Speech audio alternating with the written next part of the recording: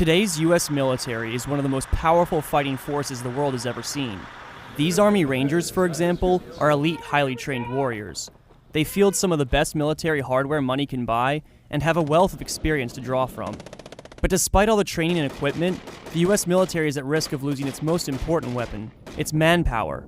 When we started this report, we didn't know how it was going to end up. We found out in the end that 71% of Americans age 17 to 24 cannot even qualify to join the U.S. military. And that's a huge problem.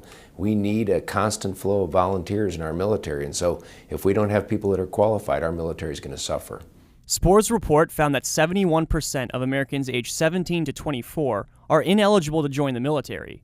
That means out of 34 million young Americans, only 10 million would be eligible to fill the ranks, creating a massive recruiting problem for the military and a possible national security crisis. They have to not only be qualified, but then they have to want to volunteer to join the military. And so really when you get down to it, it's a very competitive environment. The Army needs 80,000 citizens every year to volunteer to join it. 59% are ineligible to serve due to health and physical fitness issues, thanks in part to America's severe obesity epidemic. It has really picked up in the last 10 years. Americans have just become much more obese and much more overweight. About 10 years ago, there were only 2 states where a third of the Americans were obese.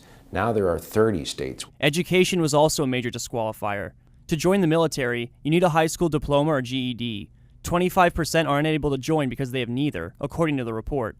10% were ineligible to join due to criminal history. Nearly 1 million juveniles were arrested in 2015, according to the Department of Justice. Depending on the situation, that can also bar them from service. The report notes that no single law or federal program will solve the looming crisis. Instead, it recommends bolstering advocacy and fitness programs, in addition to having the military work hand in hand with schools to help raise awareness.